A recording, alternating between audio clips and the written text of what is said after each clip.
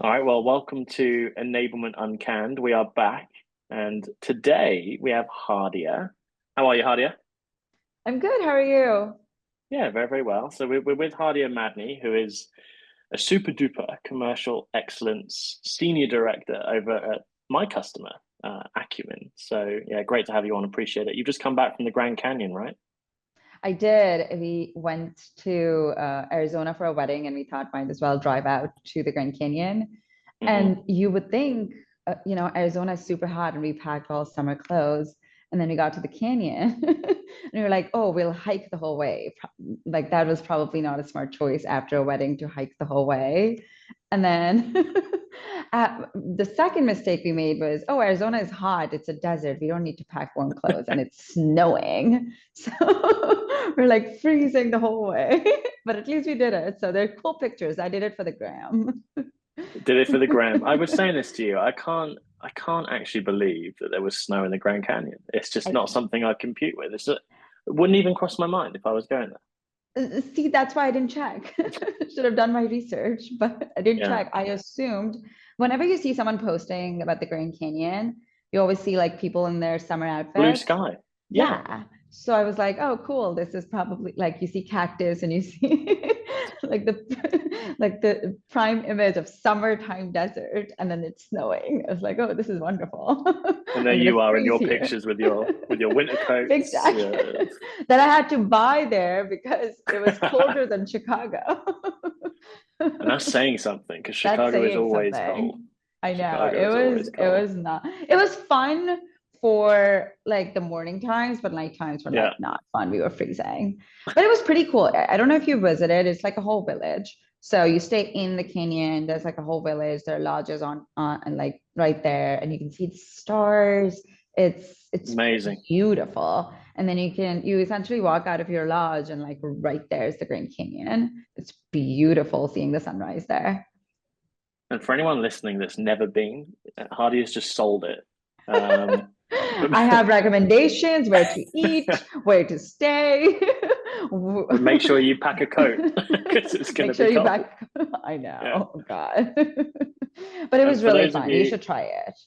yeah, I will go. I will go. And for those of you who don't know Hardia or know what Hardia does, so Hardia was one of my first victims on my April Fool's joke on LinkedIn, weren't you, Hardia? It was a compliment. I thought you legit were like, oh, I'm done with this. I'm gonna do podcasting for as a full-time career. And I was like, good for you. This worked out really fast. I'm so proud of you. And I believed Well, here it. we I are. genuinely Yeah. believed it. I told people at Acumen that, oh, Jack's left. Did you know? Well, they all, I'd love to have been a fly on the wall in that situation. You weren't the first, and you most certainly probably won't be the last that got fooled on that. It's I had messages even from my own colleagues uh, saying, "Have you actually left?" Genuinely concerned about me leaving. It created a whole load of work for me to sort of undo the entire day. So what started out as a meaningless kind of joke sort of turned into a bit of a problem. But yeah, it was funny in the end. So I think people saw the funny Yeah. side. Also, Um, a lesson for me, I should probably click on see more yeah, when there's a actually post read the on whole thing. LinkedIn. I'm like, No, oh, it you're read right. 2 lines. I know what's going on. Hadia, give us a bit of a background to yourself, so the listeners know who you are, your role. Obviously, I know I introduced you as commercial excellence, but give us a bit of a background as to sort of what you do on a daily basis. Yeah, for sure. So I actually stumbled on Acumen because they used to be one of my clients. I used to be in a consulting firm before this, and I used to do strategy consulting. So a lot of go to market, a lot of primarily in the medtech space, so a lot of healthcare, but go to market, sales enablement, a lot of those things from a strategy perspective. So I used to do that. And when Acumen came on as an opportunity, and there was just a lot going on because what I Hmm. do is Acumen is a company that's gone through so many different acquisitions that it almost feels like, oh, you have a lot to do to just roll up your sleeves and build an enablement function. So now from like a strategy perspective of someone who's doing it on the outside, making recommendations and okay, move on to the next client versus now being in the trenches with the team, actually building it from ground up. That's, I think, how I would define my experience at Acumen and what I do. So I'm the Senior Director of Commercial Excellence, which essentially means of all the teams in the sales function that we have, which is essentially a combination of all of the acquisitions that Acumen has made over the last 10 years with different names that it's had along the way. Those teams obviously have different selling processes, different customers, different products that they're selling.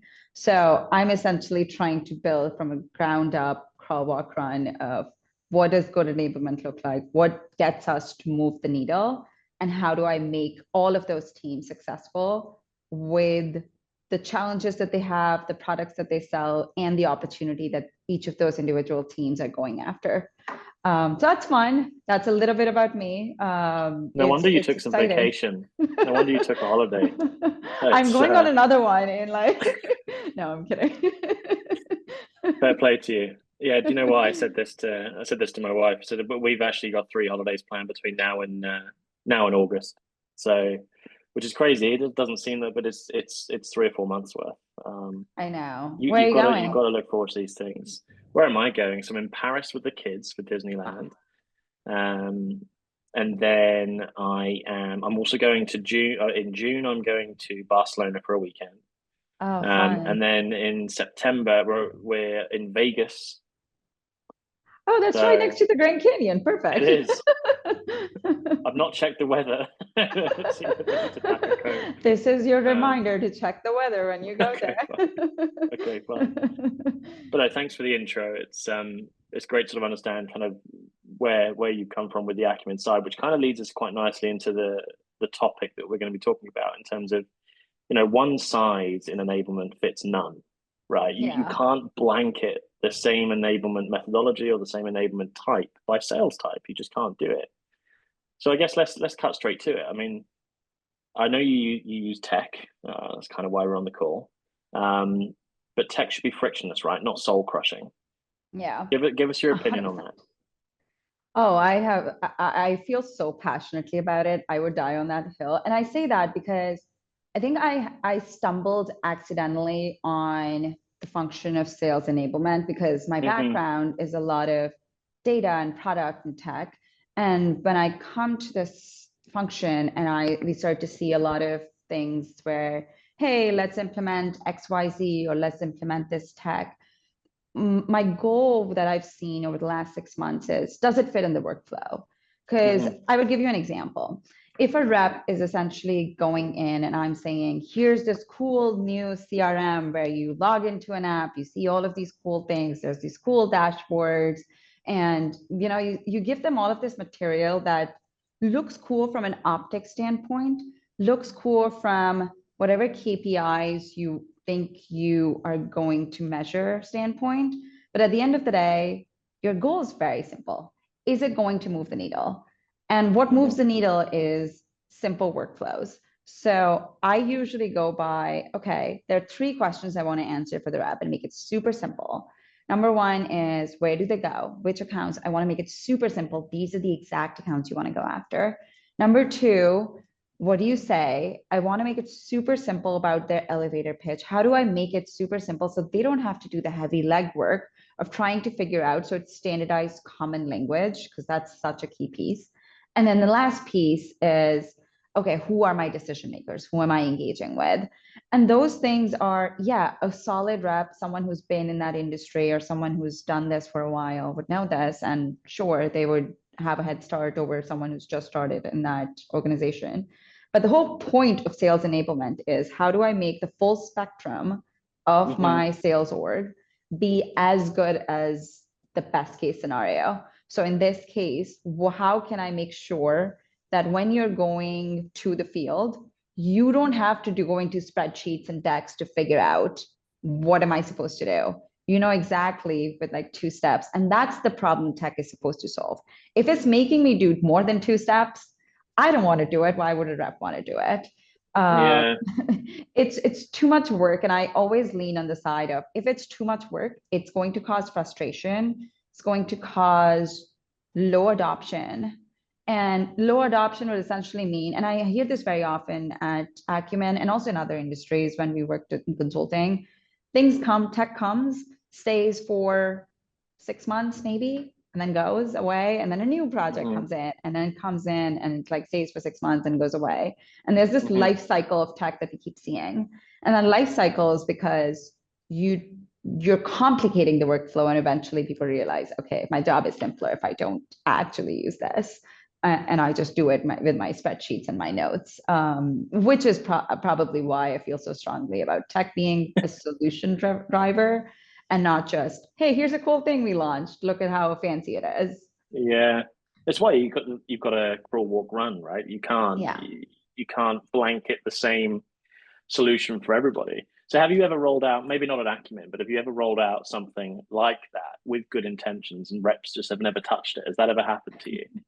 Oh, so many times. I also Yeah. think I think I came into the sales enablement function from a different lens. So I think it was a little bit of a surprise for me when I started seeing resistance on here's a new, because I come from, hey, here's like a cool product, let's use it. And for me, it might be, oh, it's cool, but is it moving the needle? And I saw resistance. And I can give you an example. We launched, this new product to the reps, and we were very excited because it helped us track 2 or 3 behaviors that we really wanted to track. And as leadership and as commercial excellence or as sales leadership, they all wanted this so badly because you're tracking 4 or 5 metrics, and those metrics will help you move the needle.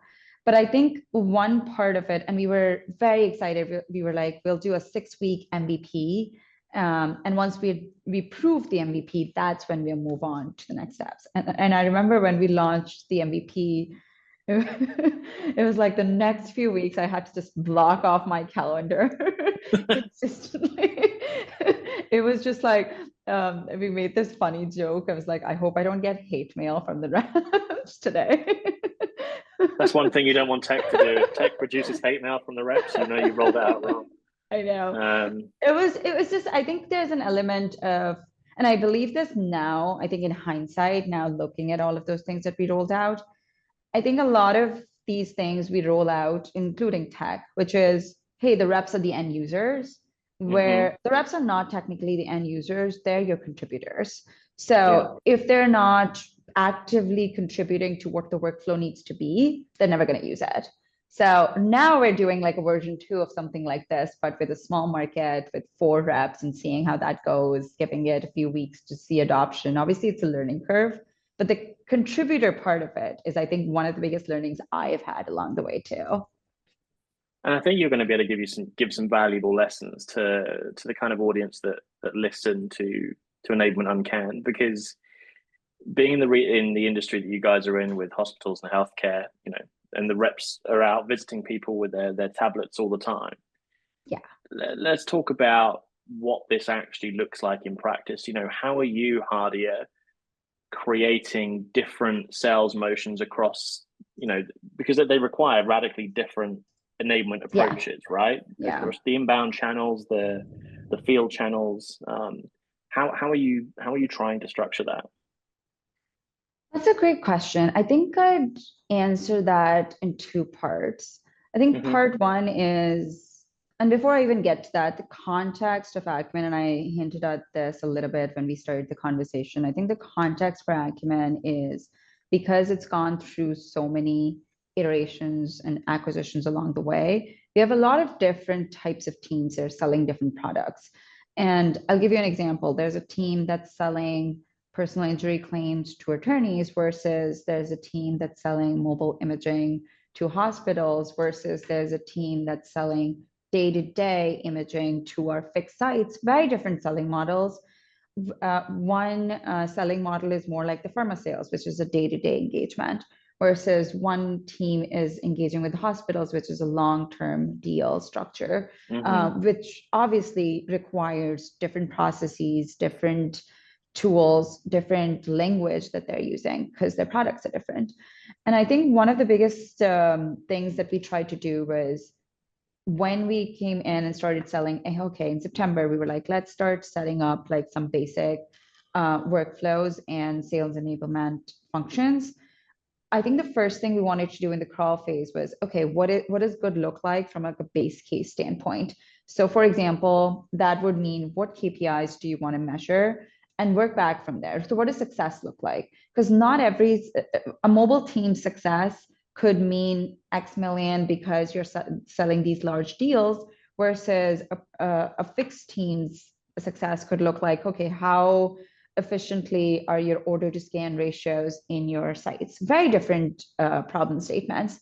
So I think from a problem statement standpoint, we break it down. Okay, what are the KPIs you want to do? And I kind of think this is like a little dance that you do. You don't want to do too much all too soon. No. So many cadences. You want to think of a crawl phase of, okay, these are basic KPIs I want to measure. This is what I want the managers, not the reps, the managers to start looking at from a daily standpoint. How am I segmenting? Because I really love this framework, the segmentation, targeting, and positioning framework, where segmenting your accounts based on potential market share, where you are, targeting, okay, cool, all of your customers, whether they're different, their segmentation would look different, but the process won't, right?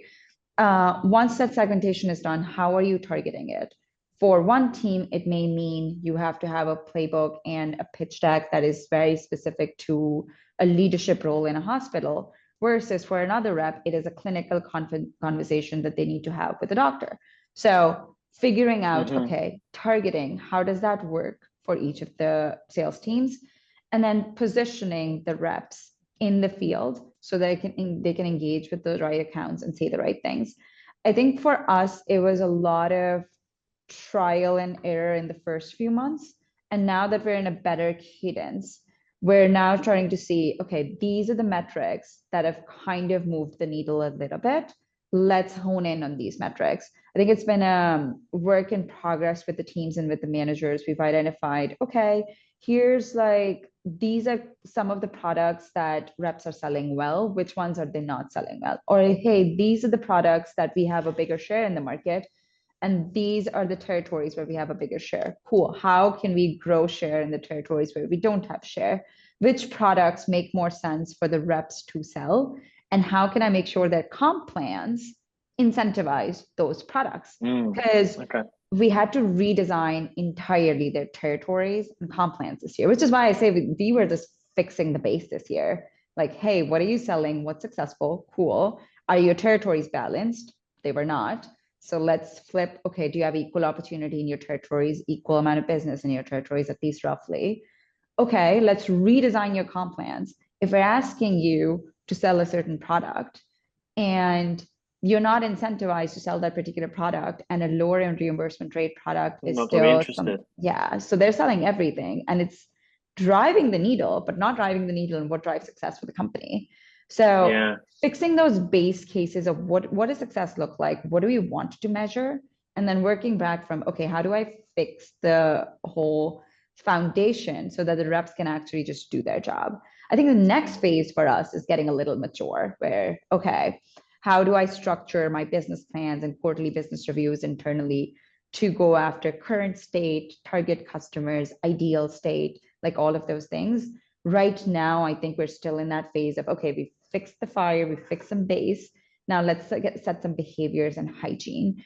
Before I get to behaviors and hygiene, I don't want to go into, okay, here's these fancy cadences, because they will get lost and people will resist again the same experience that we've had before. So slow and steady, I think we're in walk phase right now with It's such a good point. It's such a good point you raised that you've got to get the foundations right before you can start layering anything on top of it. And I have the same discussion with everybody, right? Yeah. You know, particularly when someone's deploying a solution such as Bigtincan, other vendors, of course, are available, you know, other enablement solutions, they have to ensure that the culture set or the foundations are in place before they roll something like that out. Yeah. Otherwise, you're gonna get burnout. You're gonna get lack of adoption. 100%. And to be honest, one more thing, and to that point, actually, fix the foundation. One key piece of fixing that foundation is understanding and standardizing your data. And I say that not just for Acumen, because I come from consulting background and I see this in a lot of industries. where unless you know what you're measuring, how accurately you're measuring it, why you're measuring it, a KPI will just be a KPI. You can get into a meeting and your so true. KPIs look great, but you're not actually moving the needle. So your Yeah, what does it KPIs mean? look great. You're just patting yourselves on the back for a KPI that you made. That could be my uncanned take Your on uncanned take. enablement. My old But my president, the old president of Bigtincan used to say when we used to do QBRs, he used to sit me down and say, "So how are you? You know, how are your meetings booked, etc. Discovery calls?" And I would tell him, "Yeah, they're looking great. This is the number." He would then say, "So what?" And then I would that's so answer true. it, and then he would go, "So what?" He would just keep going. I'm starting to sweat. I don't Oh know. my God, that's PTSD. I've had that so Right? what conversation too. Yeah. So that's it, isn't it? So what? You know, what does this actually mean? What does it Yeah, mean? If you can't give that answer, then. yeah. But I think that's the important thing is if you can help the salespeople, you know, your main customer, your internal salespeople, understand the so what behind rolling something like this out. Yeah. That's super important. And I think there's also an element, actually, the so what is really funny because I've been on the side that you're on, where like I build let's say a deck, and I'm like, oh, but what does this slide mean? So what? And it's the same thing with Yeah, KPIs or with anything, right? But it's interesting that you bring that up, the so what part, because one thing, and this will come slowly, so I want to give us and some grace, but also just in general, this happens in all industries when they're maturing. And then there's been a lot of turnover, so new reps and all of those things. So you want to make sure there's like some organizational maturity before you get to a certain point. But we are in the healthcare industry. And at the end of the day, the goal with any rep in the healthcare industry is when you're pitching a product, you're not just pitching that product, you're pitching a solution that helps someone alive in the healthcare industry, it helps improve yeah, patient experience. And I think at the end of the day, unless we can really drill that down, that what you say, whatever you're pitching, like, hey, here's an MRI solution or here's this product. Okay, cool. This product, how does this improve patient experience? Unless the so what really leads to that, I don't think we will be able to say, okay, now we're successful. Because once you improve patient experience, moving the needle is a organic next step that happens. And I think yeah, for that's what sure. we're shooting for. When I see all of these deals in stage twos and stage threes, okay, what are the conversations you're having with them? What is the next steps? What is your probable conversion rate? How happy is the customer? All of those conversations, what is the NPS score for the customer? All of those things essentially lead to, did we ensure that patient experience was great? Okay, yes, great. No, what are we doing in our pitch and also in the back end workflows to make sure that patient experience is great? Because patient experience is great, the customer experience is great. Customer experience is great, your rep essentially is able to move the needle. It all sorts of works in domino effect. Do you always put the patient first when you have to? You have to in your industry, right? I The think it's patient very experience is easy to high, forget then that. yeah. Yeah. Mm, It's very easy for even in sales enablement or any function to forget that all of this stuff at the end of the day leads to patient experience. That's why I think one of the goals that I personally have with sales enablement is also to reinforce that end goal while we're doing all of these things of like, okay, move the needle, revenue, all of those things are cool. But at the end of the day, patient experience first. And that sort of drives a lot of our strategy of, okay, what are our KPIs? it's so true. And you've said this, I'm going to use this quote again because you said this to me earlier. If you're not in the workflow, you're in the way, right? I would put that on a t-shirt. I'm tempted. I'm tempted right here. I can see it. We could even put it up. I could even put it up on the video of this podcast. If you're not in the workflow, you're in the way. So tell us what, in your words, what does that mean day to day, other than, you know, getting rid of someone that's not in the way or in the way, I should say. What does that Um, mean in the acumen world? yeah, that's a very good question because I'll answer that with an example actually because that might Yeah, make it more visual for everyone. When we were starting to fix the base case, obviously there's just a lot to do. And we're like, okay, let's just start with what's going on. What are these KPIs? Let's just measure these 4 things every week, every Monday. We get on a call, measure these things and see what's going on. And that's great. But what we were doing, and we didn't intend to do it, but I think essentially this became an outcome of it, was there was before every Monday, there was like tons of work that the reps had to do, the managers had to do, like we had to do to prepare for that Monday meeting to measure something that we set would be every Monday. Versus, okay, how can I automate all of this so that you are going to have real-time access to this KPI? We can get on a call, but not everyone has to contribute to making that call happen. This is a real-time data. It can live in a certain dashboard and you can review those KPIs when they exist. I will die on this hill that everyone, like we have a tendency of, oh, I want to track this, let's build another spreadsheet. And and you love a spreadsheet. I know you do. While I love a spreadsheet, um, I will say that consulting does this too. It makes you like really annoyingly obsessed with I like spreadsheets. spreadsheets though. Formulas, things that too. work out. We all like it. I think it's our generation, Hadia. I think they'll disappear. There is a certain kind of satisfaction you see when your formula works. I will give you that.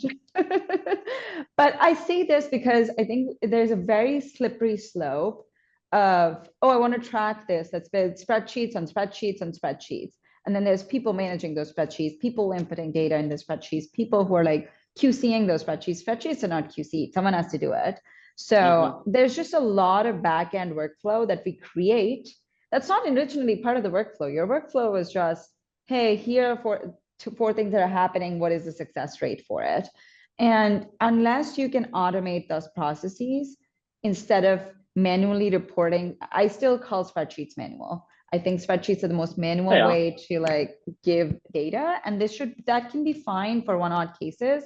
But if it's your repeat behavior and you can't make an automated dashboard, you're losing so many man hours that you could be doing to actually help the sales teams versus reporting on reporting on reporting. That's just a personal take. I think I've gone down this path of, oh, Monday we have to get this spreadsheet, Tuesday we have to get this spreadsheet, Wednesday we have to go this spreadsheet. And it's just like spreadsheets on spreadsheets. And there's no way to QC it because there are humans who are managing those spreadsheets, so the data could be wrong. Dashboards are just so much easier, but only if those dashboards are not because they look cool, but because they automate a workflow. So going back to your original point, if it's not in the workflow, it's in the way, is end goal is we need to move the needle. Cool. Moving the needle means, while it's patient experience, if I talk about just the rep's job, it's more, okay, how are we moving the needle on the deals that we're closing? Cool. The deals that we're closing, what are the KPIs that we need to track? Okay, how can I automate that so everyone can start seeing it? And then maybe in QBRs, we start to assess that, okay, what went well, what went wrong, and what needs to change. If on a whim we start creating spreadsheets, which I think is a sign of when things aren't mature in an organization, it just creates work for work for work, and it's not efficient. It's right. And look, tech is cool until it isn't, right? it's one of the points that you said, because every sales organization, every organization loves shiny tools. Everyone does until you start spending more time updating fields than closing deals, right? It does happen. So I actually feel so strongly about that because I feel like there's just, and this is not just enablement. You would probably see this if you scroll any, like LinkedIn, for example, you would see that a lot when you see posts. Everyone's obsessed with, oh, here's a new tech product, or here's a new AI, and we're doing this. And while that's me. That's how I post on LinkedIn. I love AI, you know that. But I think I'm more so concerned about the fact that it's become a success metric that how many tools we're using or how many AI products we're using versus, okay, how many is less of a success metric? What are we solving? And are we able to solve it for this product? And I'll give you an example. It's like basic stuff when you see a tech product, and this could be a dashboard, this could be an actual CRM, this could be an LMS tool, whatever you're using for your organization. At the end of the day, and I know this goes off topic a little bit, but it goes back to the workflow, I promise. It goes to the whole point of your UI and what experience you're giving to the consumer, the user, the rep in this case, is so important for adoption. If you're making it confusing to find information, to find where my leads are, to find, oh, you did all of this segmentation for me, now I know my accounts. Okay, how do I find them? If the tool doesn't make it easy for me, or if the tool doesn't tell me, okay, here's my product, what do I need to pitch to XYZ? If the tool doesn't make it easy for me to learn that, no one's going to use it. They're just going to be like, okay, I'll call my manager and ask, hey, which account should I go to? It's so true. And it's so not true. ideal. And it goes back to, I know this is this might be a hot take, but it all goes back to UI. How clearly or visibly or visually your product is set up is more important than how many tools you're using. You get to use one tool, and if it's solving that problem with easy UI, so you don't have to spend time managing it, cleaning it, and also figuring out yourself. I've spent hours figuring out a tool. I'm like, okay, where do I go to assign this territory? It doesn't make sense. I don't know where to do it. It's just making it easier is all goes back to customer interviews, which goes back to UI. All of that fits into the workflow. Your workflow needs to be designed by customer interviews. For tools, the customer might be us. For us, the customer is the rep. So how do I do those customer interviews to make the process in a way that the workflow is 2 steps? If it's 10 steps, no one's going to use it. I wouldn't use it. Why would they? No, of course you wouldn't. We're going to put Hadia in charge of enablement globally, I think. World domination, next steps. World domination. But you're right. You know, I've been in organizations that have, and I'm just thinking simply like prospecting tools, for example. Take a simple example, right? So you have your sales lofts, you have your, you just have simple Outlook stuff. You got your CRMs, you've got all these different things where you can automate, let's say, emails from, what's the other one called? I can't think of the other sales loft. Anyone that works for this company is now gonna beat me up on it. I'll say sales loft's competitor. Cut this part Outreach. out. Outreach. No, I won't cut it out. It's all good. Sales loft and Outreach, right? And I've been in companies that use both. And what's the point, right? Yeah. So what do you think then? What do you think, for the listeners and giving them advice, what do you think makes reps actually like a tool or like an experience tool? What do you think it is? Because it's not necessarily the flashy dashboards and what it does, right? Yeah. Is it the person delivering it? Is it the team around it? What do you think actually makes reps enjoy the deployment of a new tool? I think it comes down to, I'm going to give a product manager analogy because it's kind of the same thing. When you're launching a new feature, and I'll give you an example, open an app on your phone, let's say, I don't know, Instagram, whatever, I'm making this up. You open see the your app Grand Canyon photos if we open it. See, that was a plug. There you go. No, I'm kidding. I'm kidding. So if you open that app and let's say a new feature is being launched, right? You, as a user, you're going to see that feature and you're immediately users. Usually, I like Instagram because they've done a really nice job of their features are super obvious. So you don't have to like dig around to find it. If they launch a new feature, it's so obvious to see it. They make it super visible with icons, with like specific things that, for lack of a better word, dumbs it down. So I don't have to do the mental energy of, oh, where would that be? Or where would I change this? It's like super obvious. That kind of workflow is the wireframing phase, right? Where you essentially say, okay, a user would log in, they would go on this screen, they would think, okay, on this screen, I need XYZ. They would go from that screen and click here. This is where they would go. You essentially design that in the wireframing phase. And I think a lot of what we do when we roll out tools to rep is we make the product, we make the tool, we make the dashboard, then we say, here's a first pass, look at it. I think before the first pass, you want them to be involved in the wireframing phase. Hey, these are four pieces of information you need. I would assume you would need them by going here, clicking here, going here, and clicking here. Is that how you would read it? And if not, it's a bad workflow. And that bad workflow would feed the bad UI, that would feed the bad implementation. It all Because goes wrong from there. yeah, once you're in implementation phase, it's really hard to change things. So that wireframing phase, inviting, and I'm a big proponent of customer interviews. And in this case, I'm using the word customer interchangeably. In this case, it could be the rep. But a rep interview, in this case, solves a lot of your problems because you're trying to drive adoption for the person who's going to use it. So why not just involve them in the wireframing phase? I think people think of them as end users, and they're just a gold mine of contribution, which we could make it a lot of things simpler and quicker if we were just involving them earlier on so they could drive adoption. I also think some super users help. We've tested this strategy. Some people are just more tech friendly than others are. Some people are more, open to trying new things than others are. And they can be your, essentially like early adopters. Your internal champions, I guess. Yeah. And I've seen that work a lot because we launched like a lot, because I told you we launched like a lot of new things. We launched new CRMs, new territories, new comp plans. Like there was so many things that we launched this year, new LMS.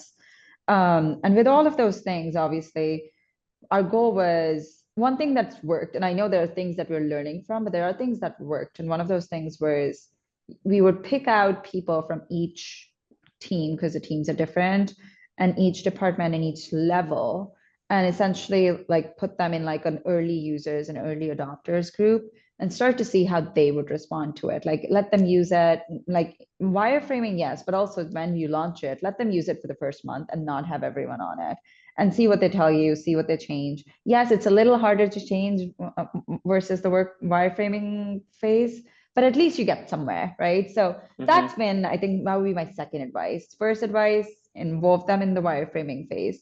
Second advice, when you're in MVP stage, less is more. Get some early adopters, get it to be used before you actually wide scale launch it, even if it's a smaller product or a new dashboard even.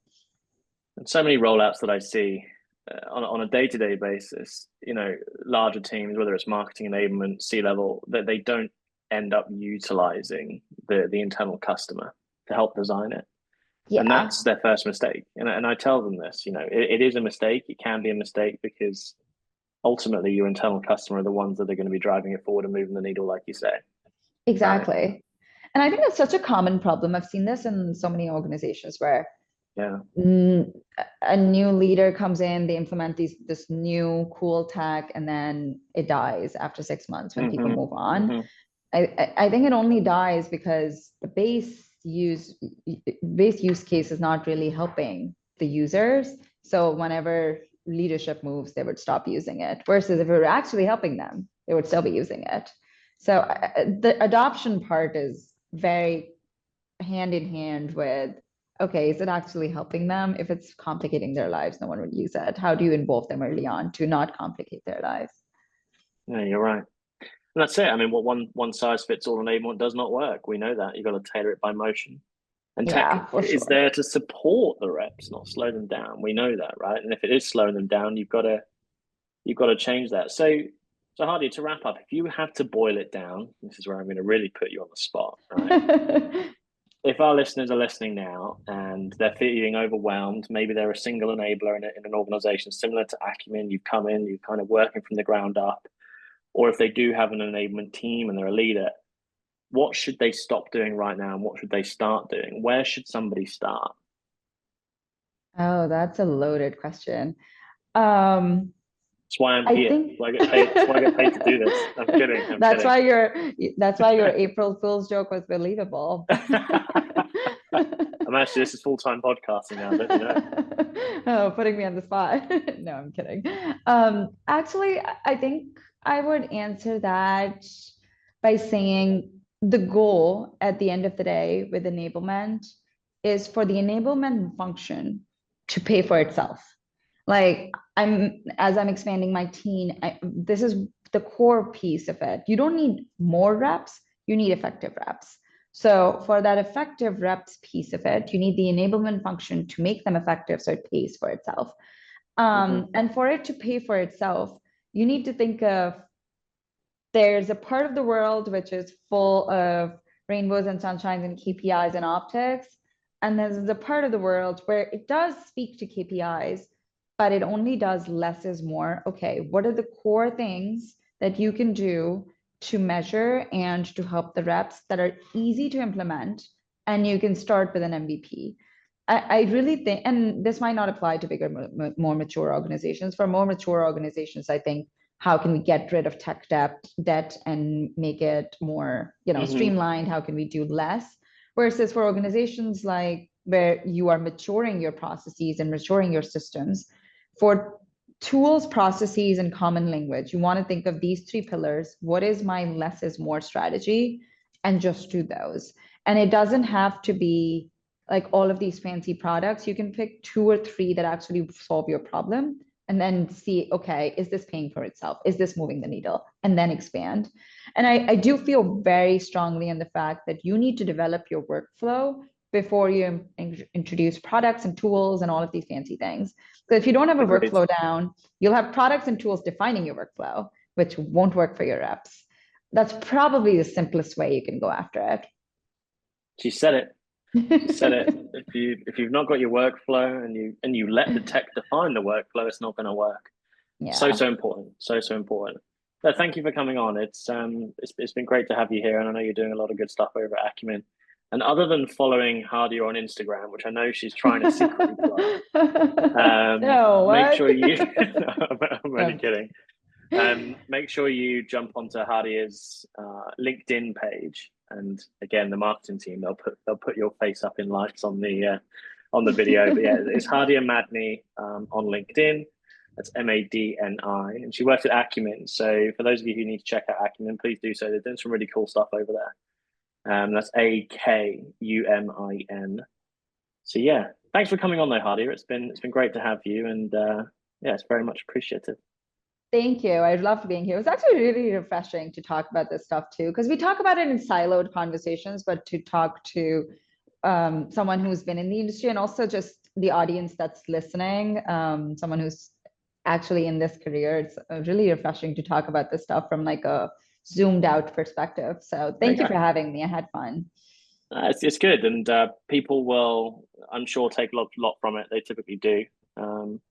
So yeah, thanks again, and reminder to follow and subscribe to where you get your podcasts. We're all over Spotify now. We're all professional, Hadia. Spotify, Apple Podcasts. This is so cool. I'm gonna go on a morning walk to get my smoothie, and I'm gonna listen to the next episode. See, I'm already on it. 4:10 where I am. Morning walk. It's far too late for that. I know. I skipped my morning walk. I need my smoothies. I'll do that with your podcast. See. There you go. Yeah. Thanks everyone for listening, and this has been Enablement Uncanned.